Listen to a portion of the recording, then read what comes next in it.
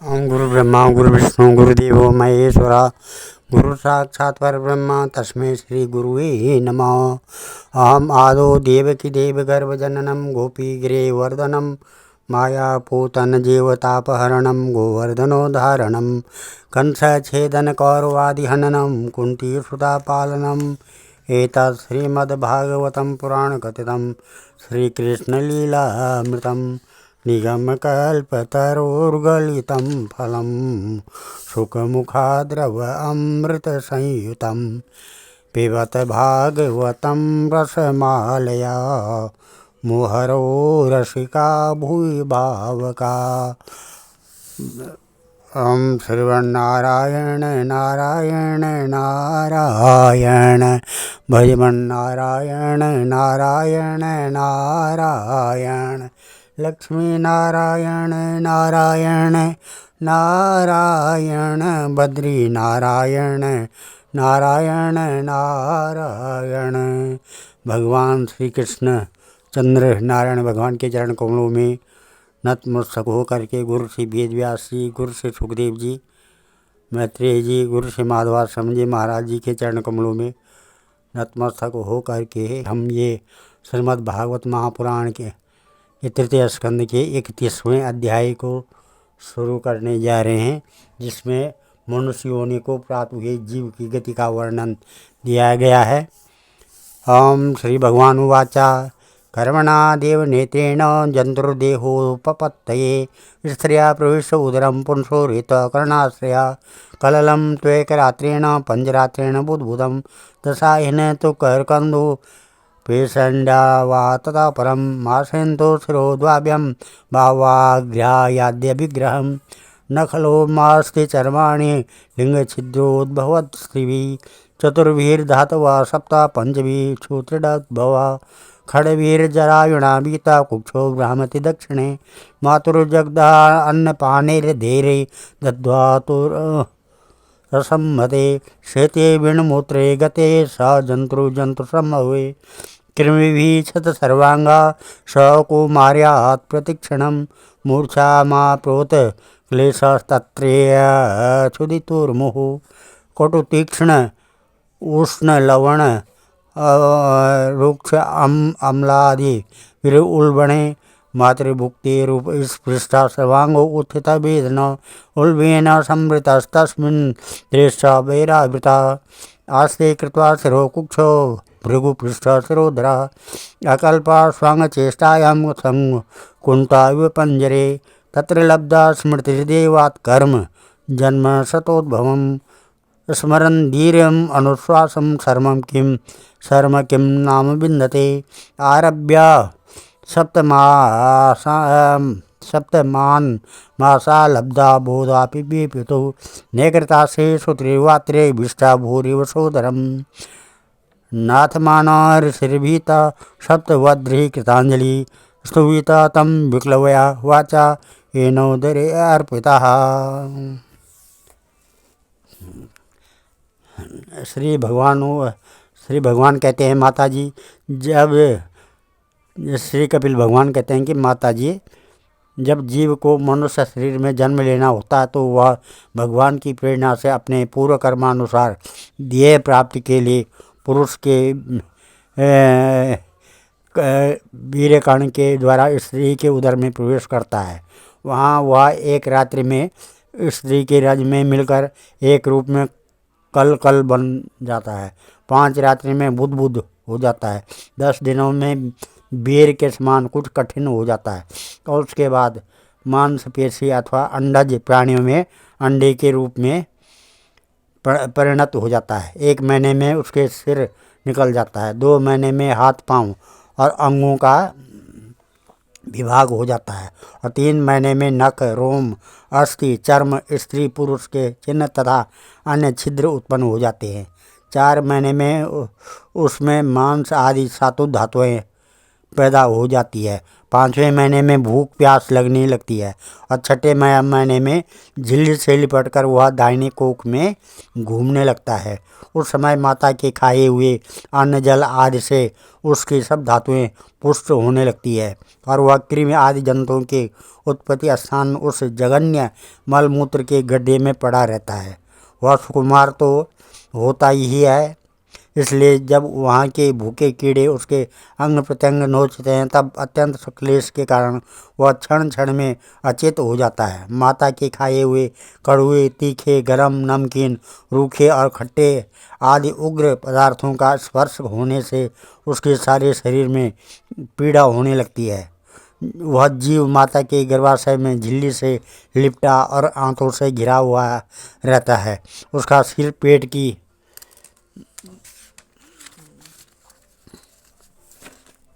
की ओर तथा पीठ और गर्दन कुंडलाकार मुड़े रहते हैं। वह पिंजड़े में बंद पक्षी के समान पराधीन एवं अंगों को हिलाने डुलाने में भी असमर्थ रहता है। इसी समय अदृश्यता की प्रेरणा से उसे स्मरण शक्ति प्राप्त होती है। तब उस अपने सैकड़ों जन्मों के कर्म याद आ जाते हैं और वह बेचैन हो जाता है तथा उसका दम घुटने लगता है। ऐसी अवस्था में उसे क्या शांति मिल सकती है।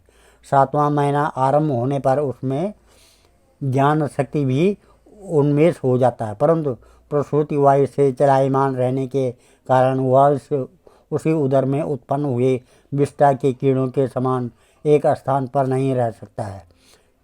तब सप्त धातुमय स्थूल शरीर से बंधा हुआ वह देहात्मदर्शी जीव अत्यंत भयभीत होकर दीन वाणी से कृपा याचना करता हुआ हाथ जोड़कर उस प्रभु की स्तुति करता है जिसने उसे माता के गर्भ में डाला है। जंतुवाचा, वह जीव कहता है, तस्यो प्रसन्नमवितं जगदीक्षयातं नानातनो भूय चलच्चरण रविन्दं सोऽहं व्रजामि शरणं यकुतो भयं मे येनेदृशं गतिरदस्य यशतोऽनुरूपा यस्त्वत्र बद्ध इव कर्म विरावृतात्मा भूतेन्द्रियाशयमयी मलम्ब्यमायाम् आसे विशुद्धमविकारमखण्डबोधां मातप्यमान हृदय वसतं नमामि।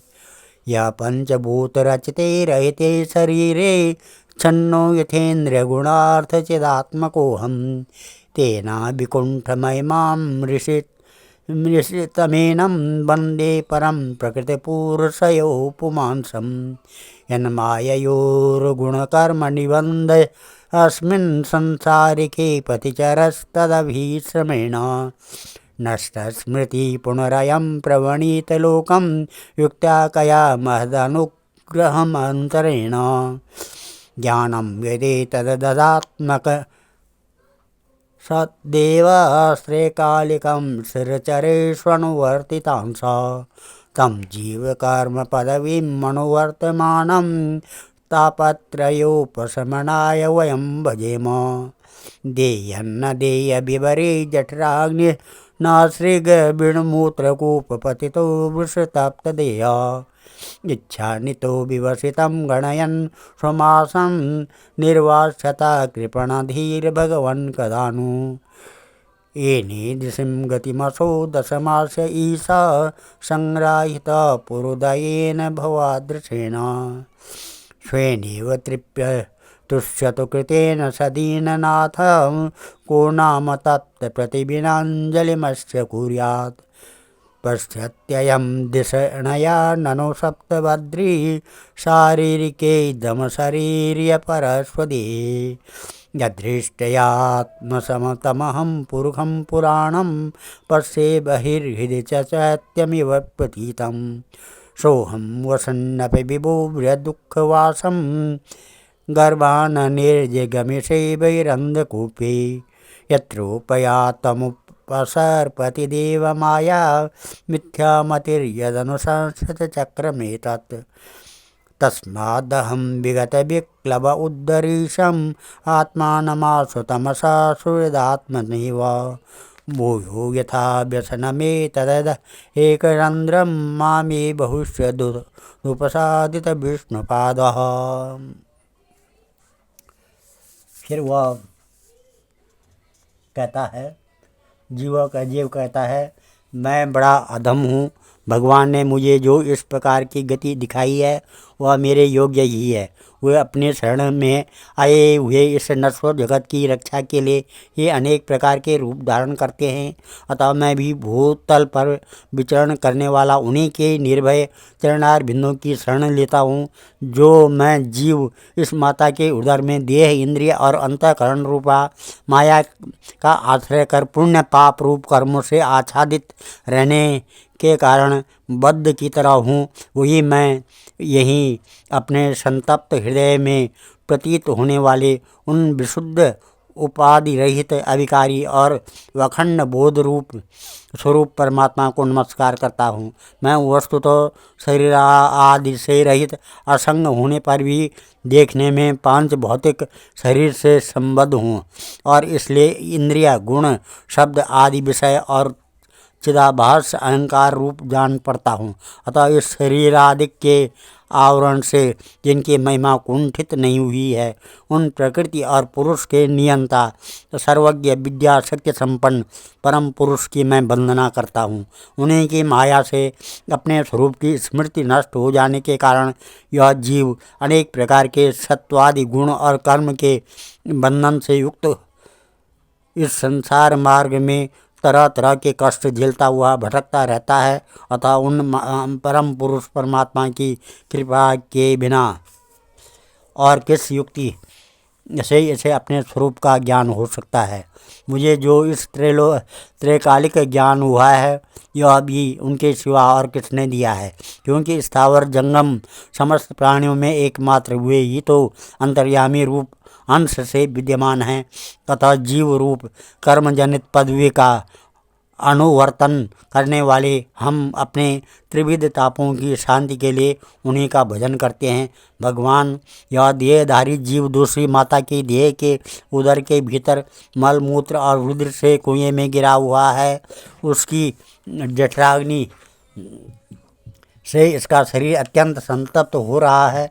उससे निकलने की इच्छा करता हुआ यह अपने महीने गिन रहा है। भगवान, अब इस दीन को यहाँ से कब निकाला जाएगा? स्वामिन, आप बड़े दयालु हैं। आप जैसे उदार प्रभु ने इस मास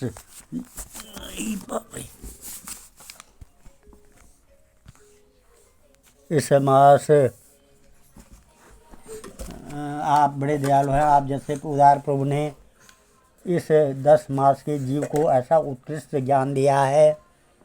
दीन बंधु, इस अपने किए हुए उपकार से ही आप प्रसन्न हो, क्योंकि आपको हाथ जोड़ने के सिवा आपके उस उपकार का बदला तो कोई दे भी क्या सकता है। प्रभु, संसार के ये पशु पक्षी आदि अन्य जीव तो अपने मूड बुद्धि के अनुसार अपने शरीर में होने वाले सुख दुख आदि का भी अनुभव करते हैं, किंतु मैं तो आपकी कृपा से सम दाम आदि साधन संपन्न शरीर से युक्त हुआ हूँ तथा आपकी दी हुई विवेकवती बुद्धि से आप पुराण पुरुष को अपने शरीर के बाहर और भीतर अहंकार के आश्रयभूत आत्मा की भांति प्रत्यक्ष अनुभव करता हूँ।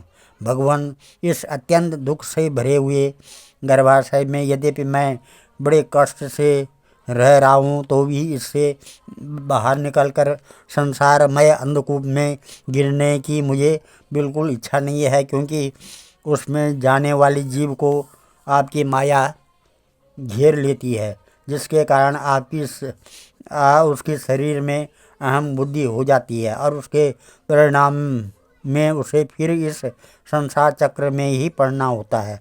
अतः मैं व्याकुलता को छोड़कर हृदय में श्री विष्णु भगवान के चरणों को स्थापित कर अपनी बुद्धि की सहायता से ही अपने को बहुत शीघ्र ही इस संसार रूप समुद्र के पार लगा दूंगा, जिससे मुझे अनेक प्रकार के दोषों से युक्त यह संसार दुख फिर न प्राप्त हो। कपिल देव जी कहते हैं, एवं कृतमति गर्भे दशामास्य सुवर्णिषि सद्य क्षिपत्यवाचिनं प्रसूते श्रुतिमारुता तेनावशिष्ट सहसा कृतवाका शिरा आतुरा विनिष्कामते कृच्छ्रेण निःश्वासो स्मृति पततो भव्य संमूत्रे विष्टा भूरिव चेष्टते रोरुयते गते ज्ञाने विपरीतं गतिं गतः परिच्छन्नं न विदुषा पुष्यमाणो जनेन स अनाविप्रेतमापन्ना प्रत्याख्यातुं मनीश्वर साहित्यो सूचिपर्क्यङ्के जन्तु स्वेदज दूषिते निश कण्डूर्यने अंगा नाम सन्नोत्थान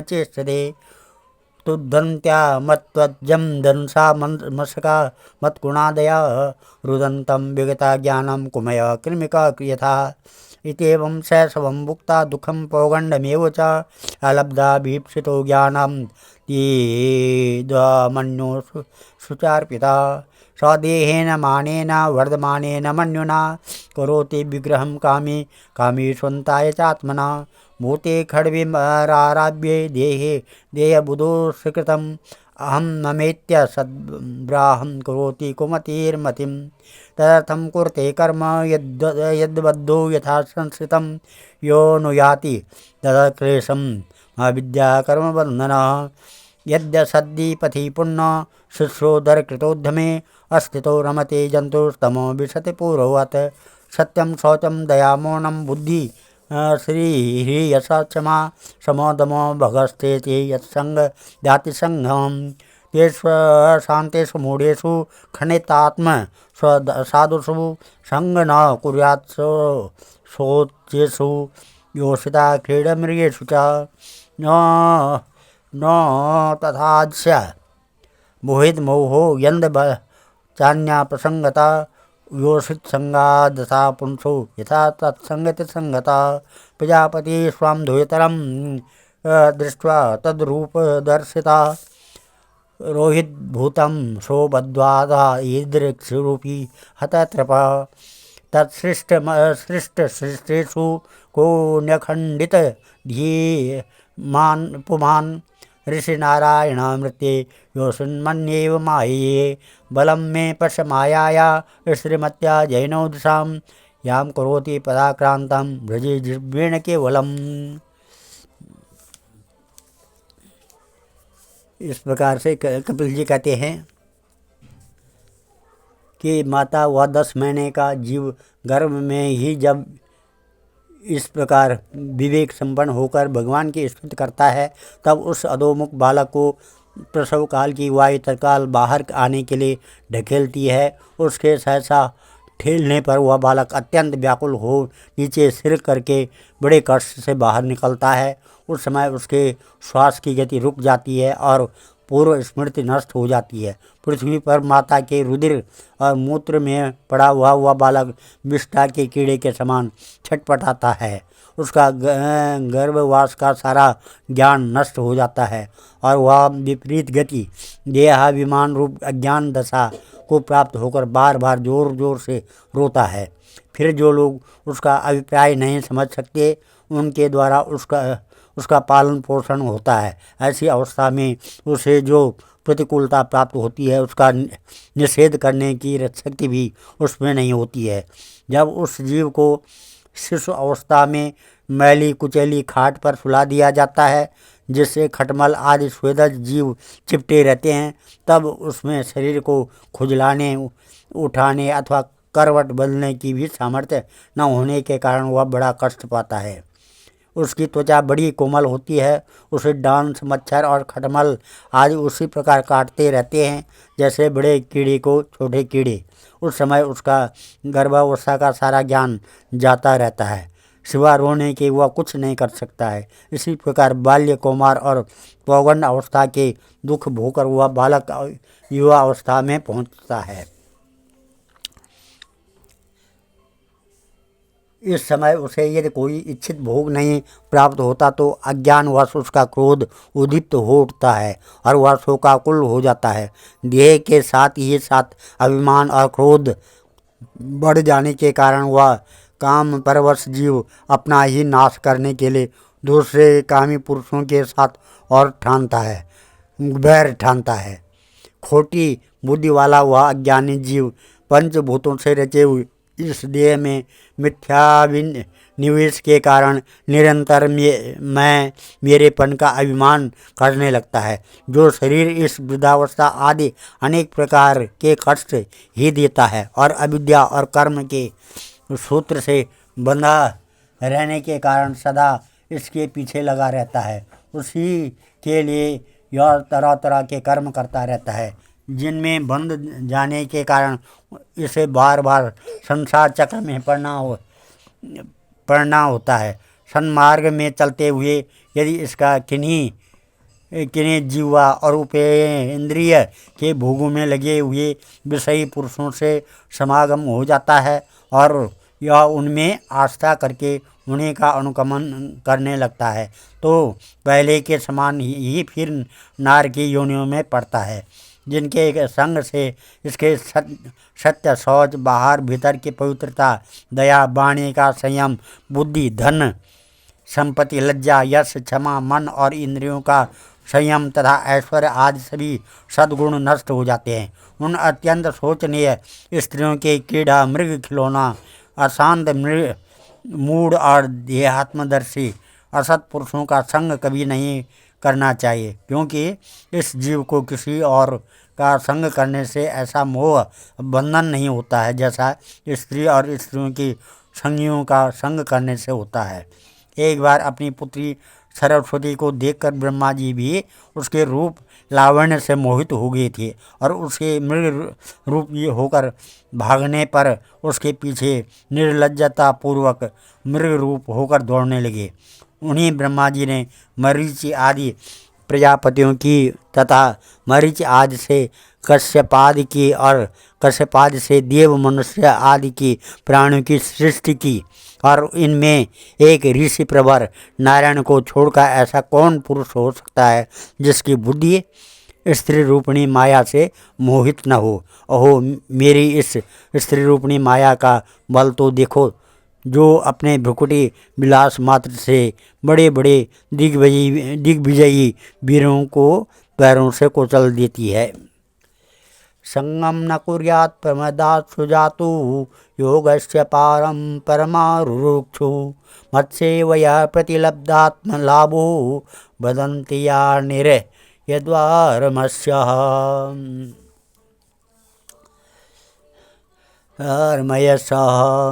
जो पुरुष योग के परम पद पर आरूढ़ होना चाहता हो अथवा जिसे मेरी सेवा के प्रभाव से आत्मा अनात्मा का विवेक हो गया हो, वह स्त्रियों का संग कभी न करे, क्योंकि उन्हें ऐसे पुरुष के लिए नरक का खुला द्वार बताया गया है।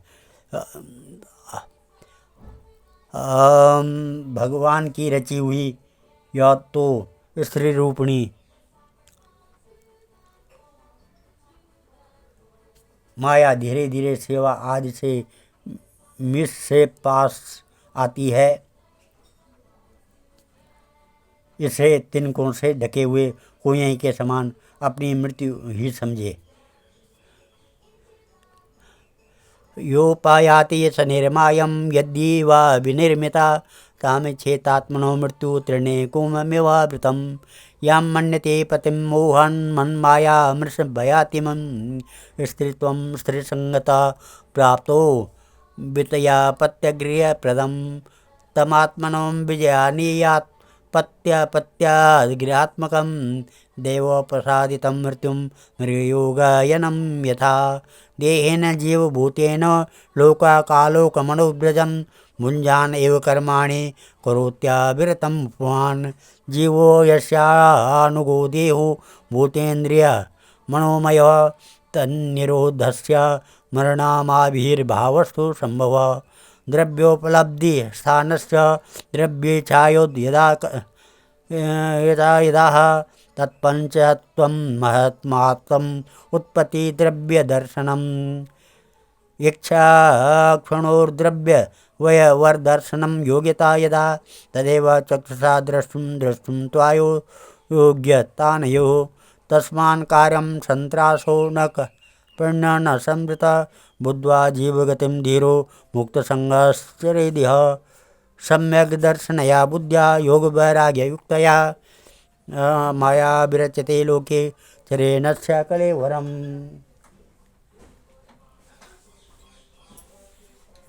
कलेवरम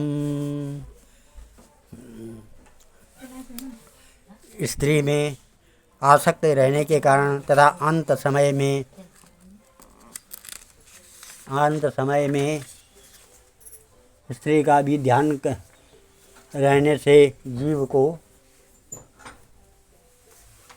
स्त्री योनि प्राप्त होती है और इस प्रकार स्त्री योनि को प्राप्त हुआ जीव पुरुष रूप में प्रतीत होने वाली मेरी माया को ही धन पुत्र और गृह आदि देने वाला अपना पति मानता रहता है।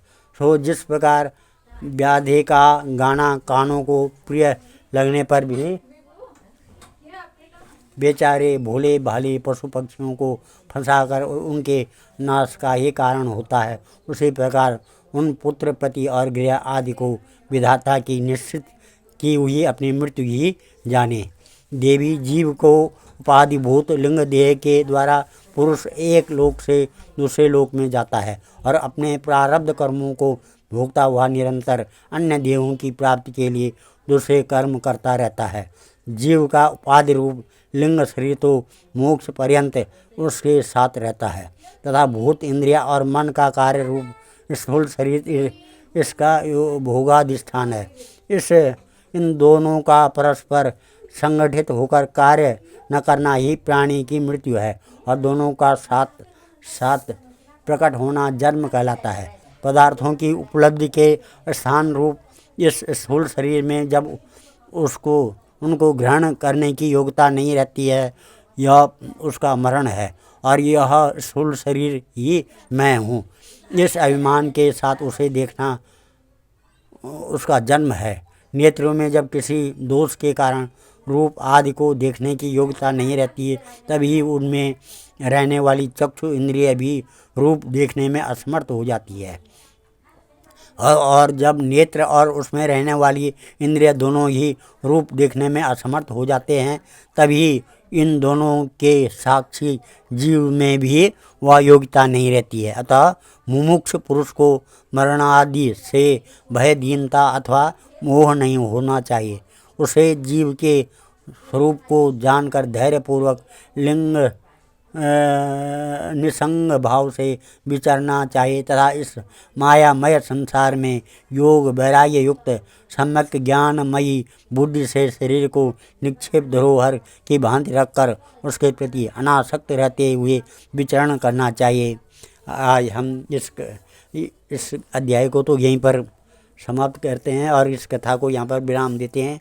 कल 32वां अध्याय करेंगे जिसमें धूम मार्ग और अचिरादि मार्ग से जाने वाले की गति और भक्ति योग की उत्कृष्टता का वर्णन दिया गया है। ओम नमः श्री कृष्ण गोविंद हरे मुरारे, हे नाथ नारायण वासुदेवा, हे नाथ नारायण वासुदेवा, हे नाथ नारायण वासुदेवा। ध्येयं सदा परिभवग्नमविष्टदोहं तीर्थात्पदं शिवविरञ्जनुतं शरण्यं भृत्यात्यहं प्रणतपालभवाब्धिपूतं वन्दे महापुरुष ते चरणारविन्दं।